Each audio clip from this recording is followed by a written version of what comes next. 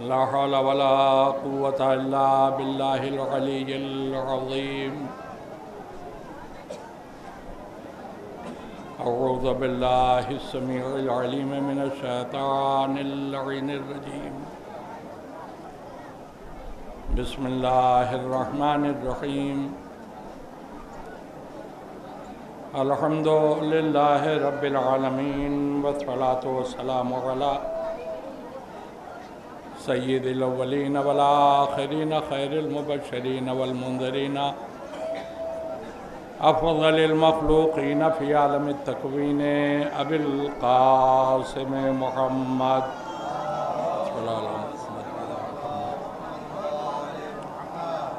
وآلہ الطیبین الطاہرین المعصومین المظلومین ولعنت اللہ علی اعدائهم اجمعین من یومنا هذا الى یوم الدین اما بعد فقد قال اللہ تبارک و تعالی فی کتابہ المبین وهو اصدق الصادقین بسم اللہ الرحمن الرحیم لا الہ الا اللہ صلوات بھیجے محمد والا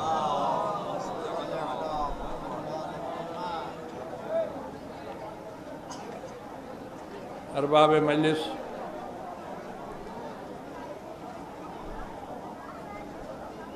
قرآن مجید کا ایک مختصر سا فقرہ ہے جسے میں نے عنوان مجلس قرار دے کر آپ حضرات کی خدمت میں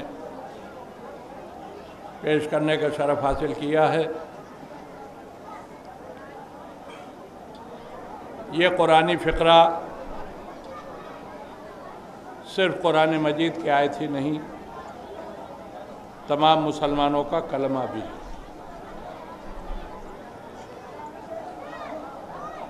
کوئی بھی شخص اس وقت تک دائرہ اسلام میں داخل نہیں ہو سکتا جب تک کہ اپنی زبان سے لا الہ الا اللہ نہ کہے۔ کسی انسان کو یہ حق نہیں کہ وہ اپنے کو صاحب ایمان کہے جب تک کہ لا الہ الا اللہ دل کی گہرائیوں سے کہہ نہ لے۔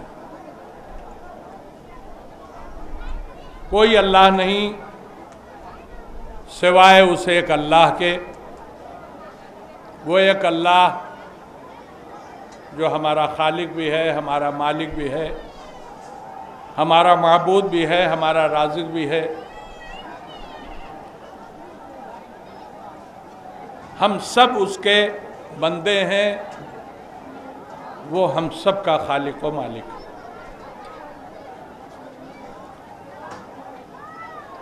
ہم اپنی زندگی میں بہت سے ایسے کام ہیں جنہیں انجام دینے کے لیے کسی نہ کسی کی مدد کے محتاج ہوتے ہیں، لیکن ہمارا اللہ اپنے کسی کام کو پائے تکمیل تک پہنچانے کے لیے کسی کی مدد کا محتاج نہیں ہے۔ وہ جو چاہتا ہے، جب چاہتا ہے، جیسے چاہتا ہے کر لیتا ہے، بلکہ اسے تو کچھ کرنے کی بھی ضرورت نہیں، وہ ارادہ کرتا ہے اور کام ہو جاتا ہے۔ ہم سب اس کے محتاج ہیں، لیکن وہ ساری کائنات سے بے نیاز ہے۔ لیکن وہ بے نیاز خدا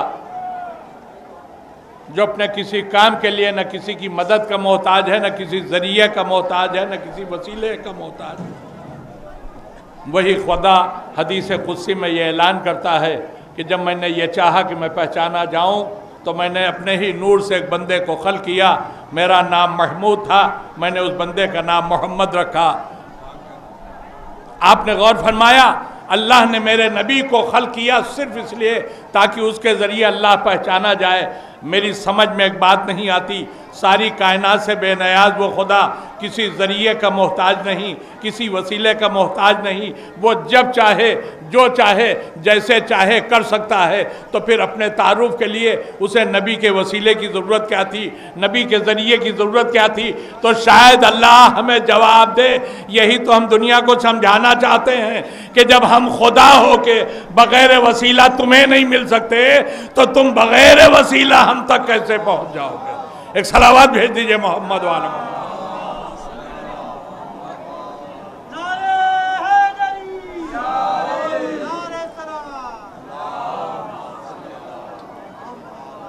دیکھیں مسلسل مجلسیں ہیں تو ظاہر سے بات ہے مومنین بھی سنتے سنتے تھک جاتے ہیں۔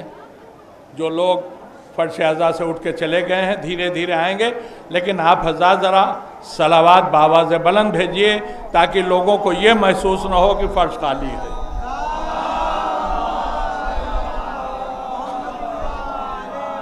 دیکھیں مجھے اپنے وقت کے اندر مجلس تمام کرنا ہے، قبلہ و کعبہ میرے سامنے بیٹھے ہوئے ہیں اور انہوں نے مجھے وقت جو دیا ہے وہ 5:15 سے لے کے 5:30 کے درمیان مجلس کو ختم کر دینا ہے۔ میں مجلس کے سلسلے میں ہمیشہ سے اس بات کا قائل رہا ہوں کہ جو منتظمین ہیں انہیں تعاون دینا چاہیے، ان کے لیے مشکلیں بڑھانی نہیں چاہیے۔ اس لیے 45 سے 50 منٹ کے اندر مجھے اپنی مجلس کو تمام کر دینا ہے۔ بس آپ حضرات توجہ فرمائیں، بہت تیزی کے ساتھ میں جلدی منزلوں کو طے کر کے منزل آخر تک پہنچنا چاہتا ہوں۔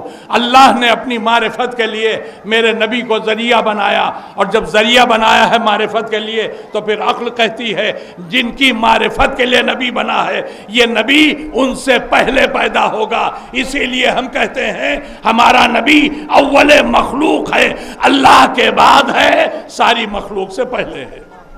خود میرے نبی نے اپنی تخلیق کے سلسلے سے ارشاد فرمایا اول ما خلق اللہ نوری، اللہ نے سب سے پہلے میرے نور کو خلق فرمایا۔ آپ کی کچھ سمجھ میں آیا سب سے پہلے کا مطلب کیا ہے؟ جب تک اللہ نے اپنے نبی کے نور کو خلق نہیں فرمایا تھا یہ زمین کا خاکی فرش نہیں تھا، یہ آسمان کا نیلگوں شامیانہ نہیں تھا، شمس و قمر کی قندیلیں نہیں تھیں، ستاروں کے قمقمے نہیں تھے، ہواؤں میں حرکت نہیں تھی، پہاڑوں میں بلندی نہیں تھی، اشجار میں ہریالی نہیں تھی، سمندروں میں پانی نہیں تھا، دریاؤں میں روانی نہیں تھی، انسانوں کا پتہ نہیں تھا، ملک کا وجود نہیں تھا، جنوں کی خلقت نہیں تھی، جہنم پیدا نہیں ہوا تھا، جنت خلق نہیں ہوئی تھی، کچھ بھی نہیں تھا۔ یہ لفظ کچھ جو میں بول رہا ہوں یہ بھی نہیں تھا۔ اب اگر آپ مجھ سے پوچھیں کہ پھر تھا کیا تو میں بتا نہیں پاؤں گا، اس لیے کہ بتانے کے لیے جو جملہ بولوں گا وہ نہیں تھا، جس لفظ کا استعمال کروں گا وہ نہیں تھا۔ اللہ اور بس اللہ، ایسے ہو کے عالم میں، ایسے سناٹے کے ماحول میں اللہ نے اپنے نبی کے نور کو خلق فرمایا۔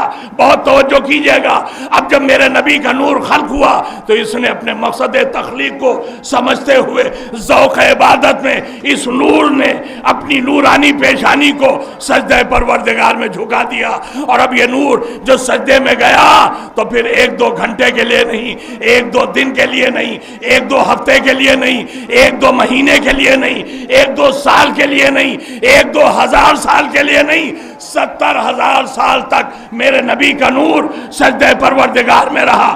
دیکھیں میرے لیے پڑھ دینا آسان، آپ کے لیے سن لینا آسان، لیکن جس نے 70,000 سال کا لمبا سجدہ کیا، محنت اس سے پوچھئے، مشقت اس سے پوچھئے، 70,000 سال کے طویل سجدے کے بعد جب میرے نبی کے نور نے اپنی جبین نیاز کو بانداز بے نیازی سجدہ پروردگار سے اٹھایا تو زبردست محنت اور زبردست مشقت کے نتیجے میں اس کی پیشانی پر کچھ پسینے کے قطرے ابھر آئے۔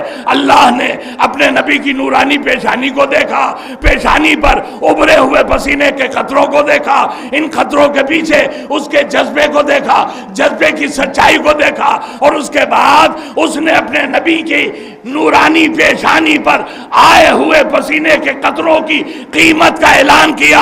قدرت نے آواز دی میرے حبیب تو نے میرے سجدے میں سر رکھا تھا، جس کے نتیجے میں یہ پسینے کے قطرے آئے ہیں، اب ان قطروں کو میں ضائع نہیں ہونے دوں گا۔ میرے سارے نبیوں کی خلقت انہی پسینے کے قطروں سے ہوگی۔ آدم اسی سے بنیں گے، نوح اسی سے بنیں گے، ابراہیم اسی سے بنیں گے، موسیٰ اسی سے بنیں گے۔ 1,23,999 قطرے میرے نبی کی پیشانی سے ٹپکے اور ہر قطرہ ایک نبی کی خلقت کا ذریعہ بنا۔ ذرا توجہ کیجئے گا، ہر نبی کے پسینے کا قطرہ ایک نبی کی خلقت کا ذریعہ بنا۔ اب ہے کسی منہ میں زبان جو یہ کہہ سکے کہ نبیوں کی رگوں میں محمد کا پسینہ نہیں ہے؟ کہہ سکتا ہے کوئی کہ نبیوں کی رگوں میں محمد کا پسینہ نہیں ہے؟ بھائی جب پیدا ہی ہوئے ہیں محمد کے پسینے سے تو ہر نبی کی رگ میں محمد کا پسینہ ہے۔ اب اس جملے کو یاد رکھیے گا، اب آل محمد کا مقابلہ کوئی گناہگار کیا یہ معصوم انبیاء بھی نہیں کر سکتے، اس لیے کہ نبیوں کی رگوں میں محمد کا پسینہ دوڑ رہا ہے، آل محمد کی رگوں میں محمد کا خون دوڑ رہا ہے۔ ایک صلوات بھیج دیجئے محمد و آل محمد۔ ایک اور اس سے بہتر صلوات بھیجیں، محمد و آل محمد۔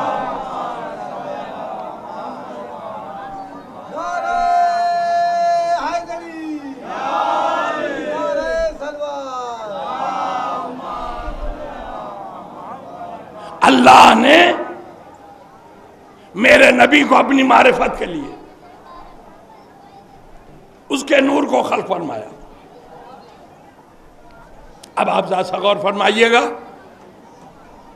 ہم اپنے جس اللہ کو مانتے ہیں اس کے بارے میں ہمارا عقیدہ یہ ہے کہ وہ لا شریک ہے، کوئی اس کا شریک نہیں، کوئی اس کا ساتھی نہیں، کوئی اس کا ہمسر نہیں، کوئی اس کا ہم پلہ نہیں۔ انصاف سے بتائیے، اللہ نے جب اپنے نبی کے نور کو خلق فرمایا تو پوری کائنات میں بنا میں مخلوق کچھ نہیں تھا، تو جب کچھ نہیں تھا تو میرے نبی کا نور بھی تو لا شریک ہو گیا، اس لیے کہ شریک بننے کے لیے موجود ہونا ضروری، اور جب مخلوق کے نام پر کچھ تھا ہی نہیں تو میرے نبی کا نور بھی تو ہوا کہ ہو گیا لا شریک۔ مگر ایک بات یاد رکھیں، لا شریک ہونا صرف اللہ کی شان ہے، کسی بندے کی شان نہیں ہے۔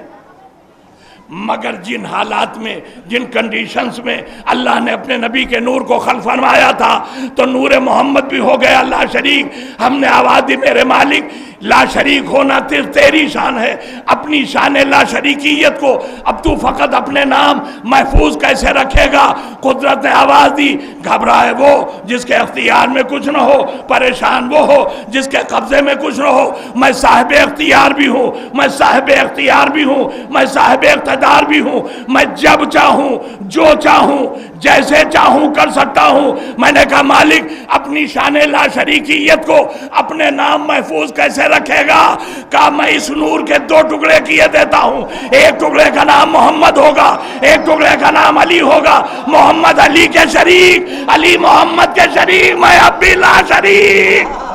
ایک صلوات بھیجئے محمد و آل محمد۔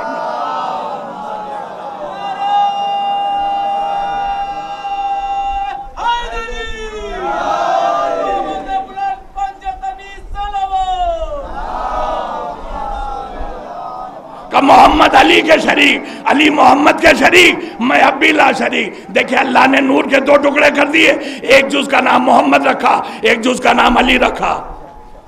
میں آپ کو سمجھاؤں یہ دو ٹکڑے جو ہوئے تو اب دو ٹکڑوں کے بعد حیثیت کیا بنی ان ٹکڑوں کی؟ دیکھیں یہ میرے گلے میں ایک کپڑا ہے، پورا ایک ہے نا یہ، میں کسی ضرورت کے تحت اس کے دو ٹکڑے کر دوں، ذرا آپ غور کیجئے گا کیا کہہ رہا ہوں، اس کے میں دو ٹکڑے کر دوں، اور اب آپ سے میں پوچھوں بتائیے یہ ٹکڑا کیسا ہے؟ اور یہ ٹکڑا کیسا ہے؟ تو آپ کا جواب کیا ہوگا؟ جناب ابھی یہ دونوں ایک ہی تو تھے، آپ نے دو ٹکڑے کر دیے، تو اب ان ٹکڑوں میں کوئی فرق تھوڑی ہوگا، جیسا یہ ویسا یہ، جو اس کا کمال وہی اس کا کمال، جو اس کا رنگ وہی اس کا رنگ، جو اس کی خوبی وہی اس کی خوبی۔ بھائی اللہ نے اپنے کو پہچانوانے کے لیے نور پیدا کیا تھا، ایک ٹکڑے کر دیے دو، ایک ٹکڑے کا نام علی، ایک ٹکڑے کا نام محمد، تو ماننا پڑے گا جو کمال محمد ہے وہی کمال علی ہے، جو عظمت محمد ہے وہی عظمت علی ہے، جو فضیلت محمد ہے وہی فضیلت علی ہے، جو کمال محمد ہے وہی کمال علی ہے۔ اور یہ دونوں اتنے ایک جیسے ہیں کہ محمد کہہ سکتے ہیں علی ہمارے جیسے ہیں۔ میں کیا کہہ رہا ہوں؟ محمد کہہ سکتے ہیں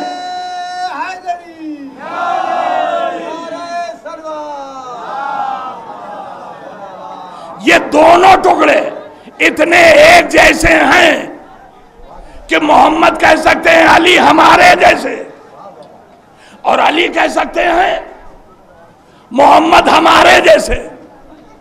اتنی آسانی سے آپ نے سن لیا یہ جملہ؟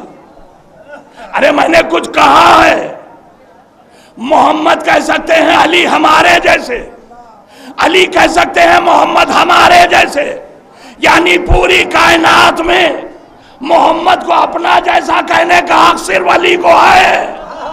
میں کیا کہہ رہا ہوں؟ میں پوری کائنات میں محمد کو اپنا جیسا کہنے کا حق صرف علی کو ہے، مگر میرے دوستو جسے اللہ نے اپنا جیسا کہنے کا حق دیا تھا اس نے کہا کبھی نہیں، میرے مولا علی نے کبھی نہ کہا محمد ہمارے جیسے، انہوں نے تو کچھ اور کہا، انہوں نے کہا انا عبد من عبید محمد، میں محمد کے غلاموں میں غلام ہوں۔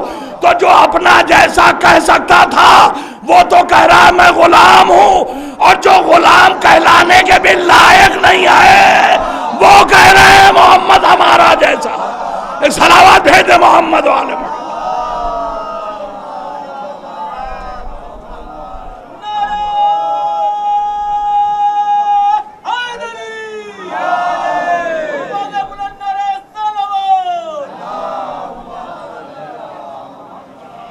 تو اللہ نے کر دیے نور کے دو ٹکڑے۔ اب آپ ایک نقطے پر توجہ دیجئے گا، اللہ نے اپنے کو پہچانوانے کے لیے جتنا نور پیدا کیا تھا، جب دو ٹکڑے کر دیے اس کے تو اللہ کی معرفت کے لیے جتنا نور پیدا کیا گیا تھا نبی کے پاس اس میں کا آدھا ہی تو بچا، آدھا تو چلا گیا مولا علی کی طرف۔ تو اگر اللہ آدھے سے پہچانا جا سکتا ہوتا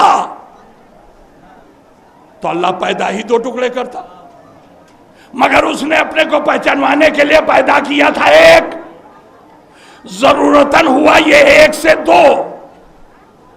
تو جب اس میں کا آدھا نور علی کی طرف چلا گیا تو عقل خود بخود اس بات کو تسلیم کرتی ہے کہ جب تک علی محمد کے ساتھ نہ ہو محمد کا کام پورا نہ ہو پائے گا۔ نہیں، میں کچھ کہنا چاہ رہا ہوں بھائی، عقل کہتی ہے جب پورے نور سے اللہ کو پہچانا جانا تھا اور آدھا چلا گیا مولا علی کے پاس، نبی کے پاس بچا آدھا، تو جب تک علی والا نور محمد کے ساتھ نہ ہو جائے اس وقت تک نبی کا کام پورا نہ ہو پائے گا۔ کاش مسلمان عقل کے ناخون لیتے، ارے جب نبی کا کام علی بغیر نہیں چلتا تو امتیوں کی کیا اوقات ہے؟ ایک صلوات بھیج دے محمد والے محمد۔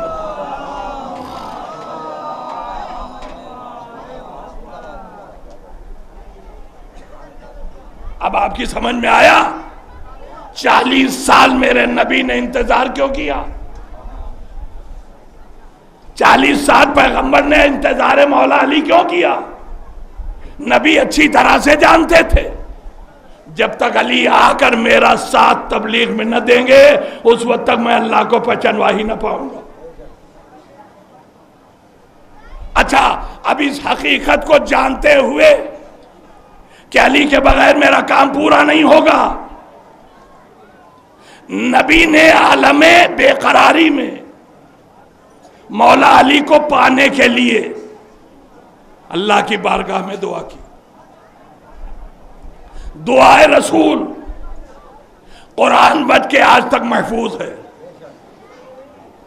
کیا تھی نبی کی دعا؟ بسم اللہ الرحمن الرحیم رب ادخلنی مدخلا صدق واخرجنی مخرجا صدق واجعل لی من لدنک سلطانا نصیرا.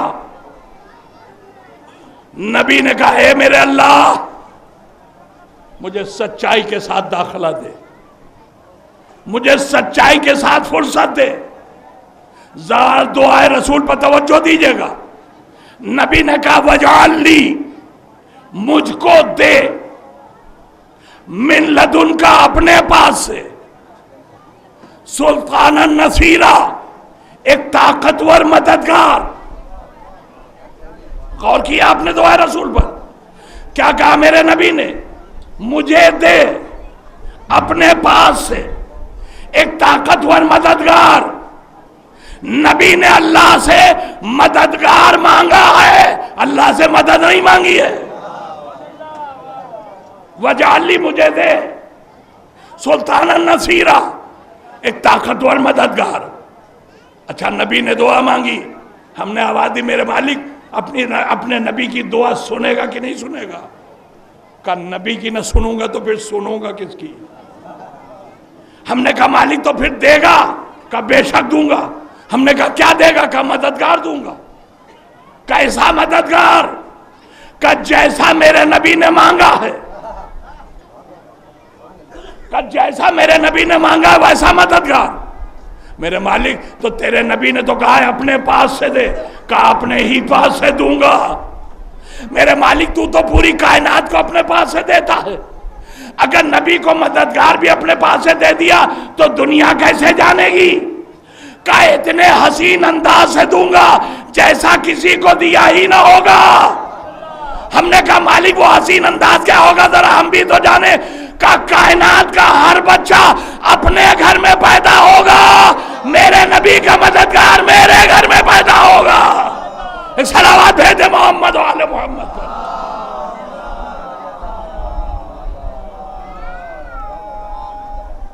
دنیا کا ہر بچہ اپنے گھر میں پیدا ہوگا لیکن میرے نبی کا مددگار میرے گھر میں پیدا ہوگا. تو اللہ نے اپنے نبی کو اپنے نبی کا مددگار اپنے گھر سے دے دیا. اب میں آپ لوگوں کو ایک دعا دے رہا ہوں، اللہ آپ سب کو حاجی بنا دے. مگر ایک ریکویسٹ ہے ساتھ میں، حاجی بن کے آئیے گا، پاجی بن کے نہ لوٹیے گا. جب آپ حج کے لیے جائیں گے شہر اللہ یعنی مکے میں بھی، شہر رسول یعنی مدینے میں بھی، دونوں جگہ آپ کو زیارات کا شرف ملے گا. جب آپ مکے جائیں گے تو مکے سے مشکل سے 50 قدم کے فاصلے پر وہ جگہ ہے جسے ہم نبی کا بیت الشرف کہتے ہیں، جہاں میرا نبی رہا کرتا تھا. اب آج تو اس مکان اور کعبے کے درمیان میں بڑی بڑی بلڈنگیں کھڑی ہو گئی ہیں تو ذرا گھوم کے جانا پڑتا ہے. اگر یہ بلڈنگیں نہ ہو تو ڈائریکٹ جانے میں 50 قدم سے زیادہ کا فاصلہ نہیں ہے. کعبے میں مولا علی کی ولادت ہوئی، جبریل نے جا کے رسول اللہ کو خبر دی، جس کے لیے آپ نے دعا مانگی تھی آ گیا کعبے میں. اب آپ لفظوں پر غور کیجئے گا. جیسے ہی میرے نبی کو پتا چلا کہ میرا مددگار کعبے میں آ گیا، نبی دوڑ کے چلے کعبے کی طرف. لیکن دوڑ کر آنے والا نبی جب دیوار کعبہ کے پاس پہنچا تو آ کے ٹھہر گیا. ہم نے کہا میرے رسول آپ اپنے مددگار سے ملنے کے لیے آئے تھے، یہاں پر آ کے ٹھہر کیوں گئے؟ مسلمان ہمارے لیے چاہے جو پروپیگنڈا کریں، لیکن ہم اپنے عقیدے کا اعلان کرتے ہیں۔ اگر میرا نبی کعبے کے اندر جانے کا ارادہ کرے تو دیوار کعبہ ٹوٹے گی، در پھر بنے گا اور نبی اندر جائے گا۔ لیکن دیوار کا نہ ٹوٹنا اس بات کی دلیل ہے کہ نبی کی نیت ہی نہیں تھی اندر جانے کی۔ اے میرے رسول، آپ یہاں کھڑے ہو گئے، کہاں یہیں کھڑا رہوں گا؟ کب تک کھڑے رہیے گا؟ کہ جب تک میرا مددگار خود باہر نہ آ جائے۔ اب تاریخ کی روشنی میں جملہ حوالے کر رہا ہوں، ہم نے کہا اے میرے رسول اپنے مددگار کے انتظار میں آپ کھڑے رہیں گے، ہو سکتا ہے 3 دن لگ جائیں۔ کہا میں 3 دن کھڑا رہوں گا۔ اب مجھے پتا نہیں آپ کیسے سن رہے ہیں، آپ نبی نے کہا میں 3 دن تک کھڑا رہوں گا۔ کیوں کھڑے رہیے گا؟ کہا اپنے مددگار کے انتظار میں، اپنے مددگار کے انتظار میں، اس لیے کہ یہ آنے والا میرا مددگار ہے، تم سب کا امام ہے۔ تمہارے امام کا انتظار کروں گا تاکہ قیامت تک انتظار امام میری سنت بن جائے۔ میں اپنی پوری امت کو یہ پیغام دینا چاہتا ہوں کہ امام کا انتظار میری سنت ہے۔ انتظار میں نے بھی کیا ہے، انتظار تم بھی کرنا۔ میرے اور تمہارے انتظار میں فرق اتنا ہے، ہم نے پہلے کا انتظار کیا ہے، تم آخری کا انتظار کر لینا۔ ایک صلوات بھیجے محمد والے۔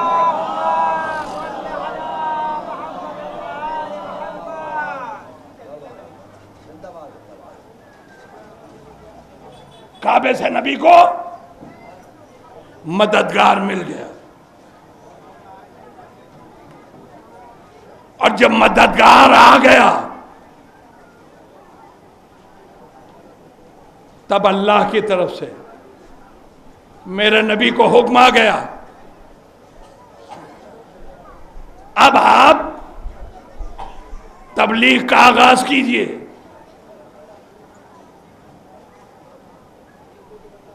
میرے نبی نے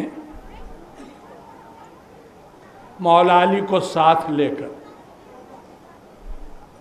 تبلیغ کا آغاز کیا ہے، مگر اس مقام پر ایک بات درج کرنا چاہتا ہوں آپ کی خدمت۔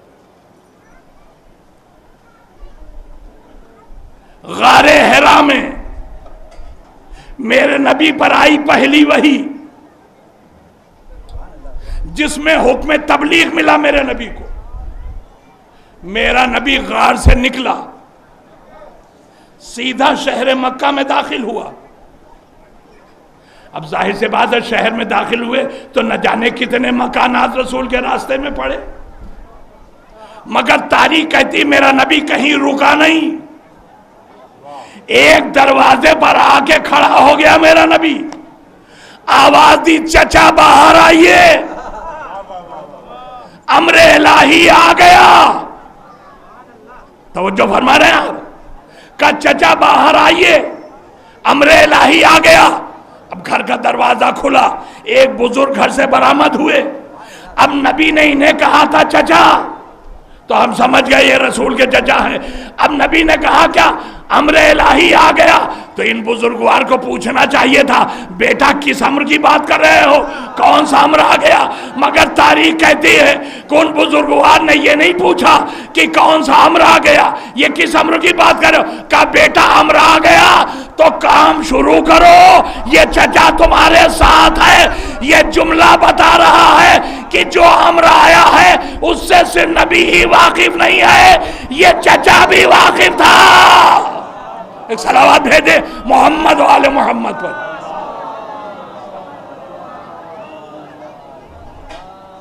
کہ بیٹا تبلیغ کا آغاز کرو، یہ چچا تمہارے ساتھ ہے، جو ہاتھ تمہارے خلاف اٹھے گا وہ ہاتھ توڑ دوں گا۔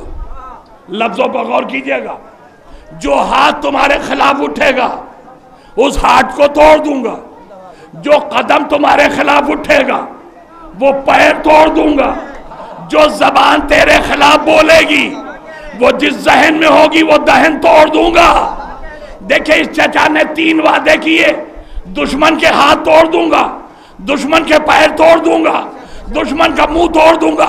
مجھے تاریخ میں بتائیے اس چچا نے کبھی کسی کا ہاتھ توڑا؟ نہیں توڑا۔ کسی کا پیر توڑا؟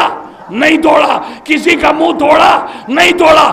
ہاں تاریخ نے یہ ضرور بتایا اس کا بیٹا جب نبی کے ساتھ چلا تو اب جو مخالفت میں ہاتھ اٹھے اس ہاتھ کو توڑا اس بیٹے نے، جو پیر اٹھے پیر توڑے بیٹے نے، منہ توڑا بیٹے نے، تو کہا تھا باپ نے، عمل کیا بیٹے نے۔ اس کا مطلب یہ ہوا کہ باپ اور بیٹے کے نظریات میں اتنا اتحاد تھا کہ وعدہ باپ کر رہا تھا، عمل بیٹا کر رہا تھا۔ صلوات بھیج دے محمد والے محمد۔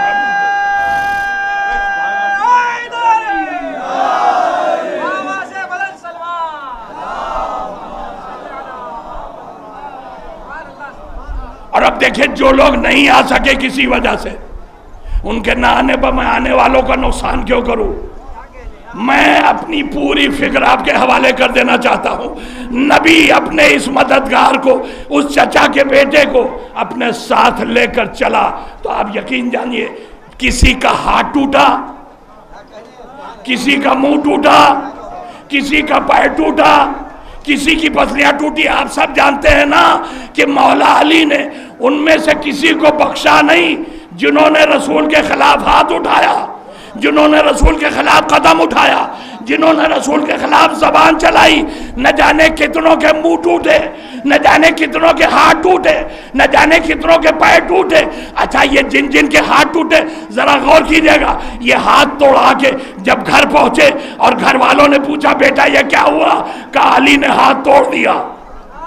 جو پیر توڑوا کے گھر پہنچے ان کے گھر والوں نے پوچھا یہ پیر کس نے توڑا؟ انہوں نے کہا علی نے پیر توڑ دیا۔ جو منہ توڑوا کے گھر آیا جب گھر والوں نے پوچھا یہ کس نے کیا؟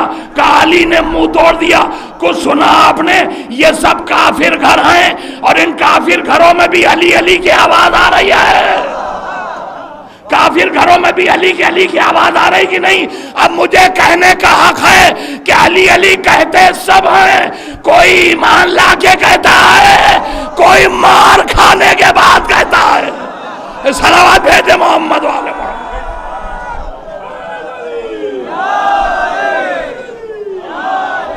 ایک اور صلوات بھیجے محمد والے محمد۔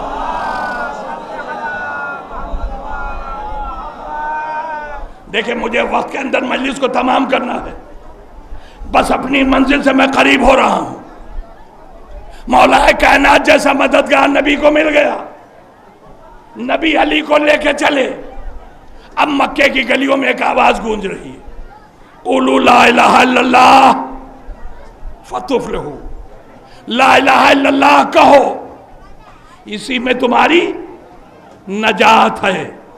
میں آپ سب سے ایک بات پوچھنا چاہتا ہوں، وہ نبی جو وحی الہی کے بغیر زبان نہیں چلاتا، وہ نبی جو حکم خدا کے بغیر کچھ کرتا نہیں، وہ نبی کہہ رہا ہے لا الہ الا اللہ کہو، اسی میں تمہاری نجات ہے۔ تو کوئی صاحب ایسے ہیں جن کا یقین یہ ہو کہ لا الہ الا اللہ کہہ کے بھی نجات نہیں ملے گی؟ کوئی سوچ سکتا ہے؟ نہیں، نبی یہ صادق کہہ رہا ہے لا الہ الا اللہ کہو، اسی میں نجات ہے۔ اب دیکھیں ہاتھ جوڑ کے فضائل کے آخری منزل میں ہوں، سوال کر رہا ہوں آپ سے۔ نبی نے کہا لا الہ الا اللہ کہو، اسی میں نجات ہے۔ ایک صاحب نے کلمہ پڑھ لیا، کہا لا الہ الا اللہ، اور کلمہ پڑھنے کے بعد مر گئے۔ اب یہ جنت جائیں گے کہ نہیں جائیں گے؟ بولیے، جائیں گے نا؟ بھائی نبی نے کہا ہے لا الہ الا اللہ کہو، اسی میں نجات ہے۔ تو جو لا الہ الا اللہ کہہ کے مر گیا جنت سے، اسے کوئی روک نہیں سکتا، جائے گا یہ۔ مگر ایک صاحب اتنے دن زندہ رہ گئے کہ نبی نے کہہ دیا اب نماز بھی پڑھنا واجب، اب خالی لا الہ الا اللہ کہہ کے نہ ملے گی جنت؟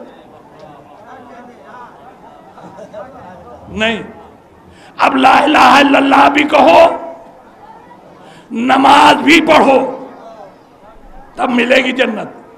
اچھا بتائیے، نماز پڑھے بغیر جنت مل جائے کوئی راستہ ہے؟ گردنیں ہل رہی نہیں، میں بتاتا ہوں ہے راستہ۔ میرے خلاف کوئی فتویٰ نہ دیجیے گا، تھوڑی دیر صبر کر لیجئے، اس کے بعد جو جی چاہے سوچ لیجئے گا۔ نماز پڑھے بغیر جنت مل سکتی ہے راستہ۔ بھائی نماز پڑھے بغیر وہ شخص جنت جا سکتا ہے جو حکم نماز آنے سے پہلے مر جائے۔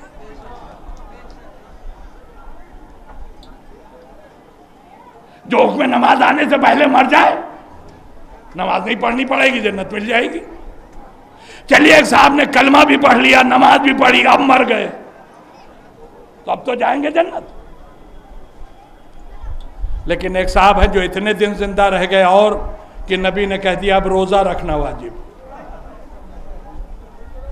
اب خالی کلمہ پڑھ کے اور نماز پڑھ کے جنت ملے گی؟ جیسے جیسے ٹائم بڑھتا جا رہا ہے جنت کی قیمت بھی بڑھتی جا رہی ہے۔ اب جنت اسی کو ملے گی جو کلمہ بھی پڑھے، نماز بھی پڑھے، روزہ بھی رکھے۔ اچھا روزہ رکھے بغیر جنت مل سکتی ہے کوئی راستہ؟ دیکھیں وہی راستہ ہے جو نماز کے لیے میں نے بتایا تھا۔ روزہ رکھے بغیر جنت وہی جا سکتا ہے جو حکم روزہ آنے سے پہلے مر جائے، تو روزہ نہ رکھنا پڑے گا، جنت مل جائے گی۔ چلیے ایک صاحب نے کلمہ بھی پڑھا، نماز بھی پڑھ لی، روزہ بھی رکھا، اب مر گئے، اب تو جائیں گے نا جنت؟ بھئی بہت توجہ رکھیے گا، میں کچھ کہنا چاہ رہا ہوں۔ کلمہ پڑھ لیا، نماز پڑھ لی، روزہ رکھ لیا، مر گئے، اب تو جنت جائیں گے۔ لیکن اگر کوئی صاحب اتنے دن زندہ رہ گئے کہ نبی نے کہہ دیا اب جس کے پاس پیسہ ہے اس پر حج واجب، اب نماز، کلمہ، روزہ اب جنت نہیں دلا پائے گی جب تک کہ حج بھی نہ کیا جائے۔ اچھا حج کیے بغیر کوئی صاحب جنت جانا چاہیں؟ راستہ ہے نا، حکم حج آنے سے پہلے جاگو میرے بھائیوں، میں آخری جملہ فضائل کا، حج کیے بغیر وہی جنت جا سکتا ہے جو حکم حج آنے سے پہلے مر جائے، تو نماز پڑھے جائے بغیر جنت وہی جا سکتا ہے جو حکم نماز آنے سے پہلے مر جائے۔ روزہ رکھے بغیر جنت وہی جا سکتا ہے جو حکم روزہ آنے سے پہلے مر جائے۔ حج کیے بغیر جنت وہی جا سکتا ہے جو حکم حج آنے سے پہلے مر جائے۔ تو اللہ کے کسی بھی حکم پر عمل کیے بغیر جنت وہی جا سکتا ہے جو حکم کے آنے سے پہلے مر جائے۔ تو اب میں بغض علی رکھنے والوں سے ایک ہی بات کہتا ہوں، اگر تمہیں علی کو مولا مانے بغیر جنت چاہیے تھی تو غدیر سے پہلے مر گئے ہوتے۔ صلوات بھیجئے۔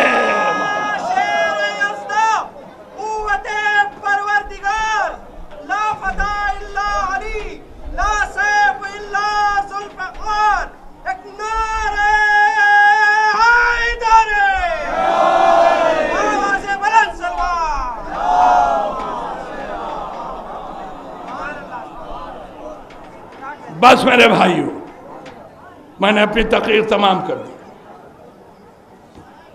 اس لیے کہ مجھے جو وقت دیا گیا تھا وہ پورا ہونے والا ہے۔ 12-13 منٹ جو کچھ بھی اب بچے ہوئے ان میں مصائب سن لیجیے۔ مجلس کے اختتام پر آپ سبھی حضرات کو کربلا کے نوشاہ کی مہندی کی زیارت، اب مجھے نام لینے کی ضرورت نہیں ہے۔ کس کی بات کر رہا ہوں میں؟ حسن کے یتیم کی بات۔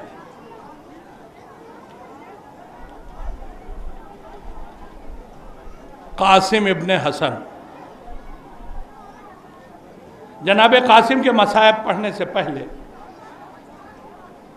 میں جناب ام فروا کا ایک خواب آپ کو سنا دیتا ہوں،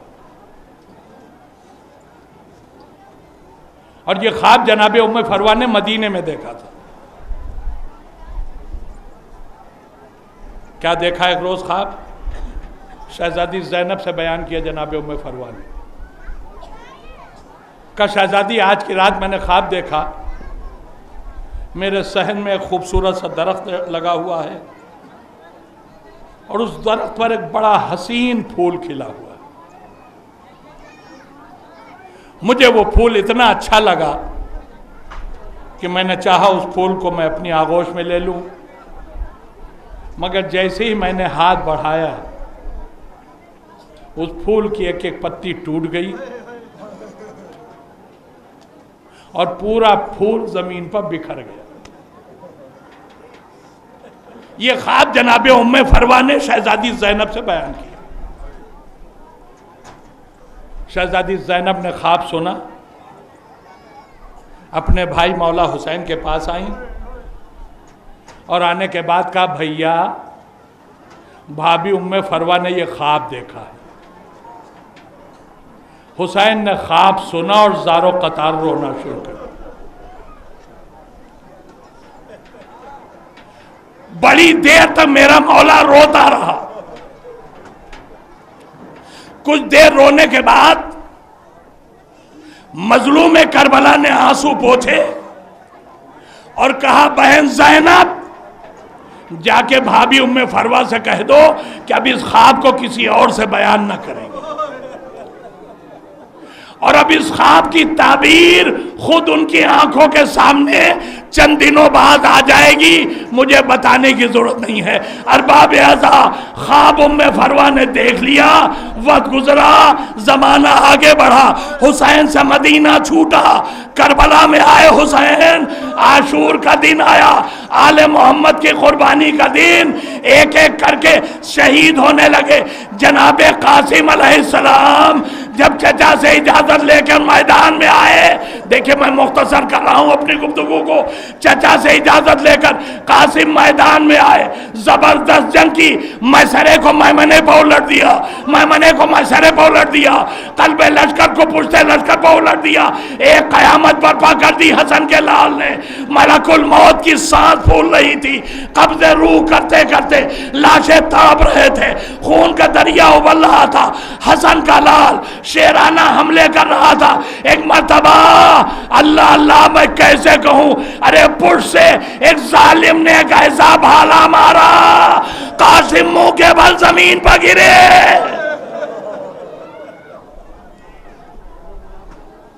कासिम घोड़े की पुश से मुंह के बल जमीन पर गिरे। जैसे ही शहजादा जमीन पर गिरा, आवाज दी, चचा मेरा आखिरी सलाम। हुसैन के कानों से भतीजे की आवाज टकराई। हुसैन दुलदुल पर सवार हुए, बहुत तेजी के साथ मक्तल की तरफ चले। जब मक्तल में पहुंचे, रवायत कहती है वो मलून सामने खड़ा था जिसने भाला मारकर शहजादे को घोड़े से गिराया था। उसके भाले से कासिम के खून के तक खतरे टपक रहे थे। हुसैन का खून खौला। एक मर्तबा जुल्फ़िकार खींची, उस मलून पर हमलावर हुए, ये कह के तुमने मेरे यतीम को मार डाला, अरे मैं तुझे जिंदा न छोड़ूंगा। जैसे ही हुसैन ने हमला किया, वो मलून चीखा, अपने साथियों को आवाज दी, साथियों मुझे बचाओ। हुसैन की इज्जत से अब जो उसकी हिमायत में सवार आगे बढ़े, मेरी जबान गुंग हो जाए। मैं कैसे बताऊं क्या हुआ। कासिम जमीन पर हैं, घोड़े दौड़े, इधर के घोड़े उधर, उधर के घोड़े इधर। अरे जब कोई घोड़ा करीब आता था, शहजादा तड़प के आवाज देता था, चचा जल्दी आइए, चचा जल्दी आइए। मगर हुसैन जब भतीजे के सराहने पहुंचे, कासिम के लाश के टुकड़े बिखरे हुए हुसैन को मिले। हुसैन ने अपनी एबादोर से उधारी, हाथ उठाया, एबा में रखा, पसलियां उठाई, एबा में रखा। कासिम का लाशा गठरी की शक्ल में हुसैन उठा के लेके चले। दोस्तों आखिरी जुमला, हुसैन दरे खैमा पाए, आवाज दी, ज़ैनब उम्मे फरवा भाभी से कहो उनके ख्वाब की ताबीर आ गई। कासिम के लाश के टुकड़े, मां ने लाशे को देखा, अपने को लाश पर गिराया। ए मेरे लाल, काश ये منظر کو دیکھنے سے پہلے مر جاتی۔ اے قاسم، تم ماں کو اس دنیا میں اکیلا چھوڑ کر چلے گئے، تم نے یہ بھی نہ سوچا ایک بیوہ ماں بیٹے کے بعد کیسے زندہ رہے گی۔ وَسَيَعْلَمُ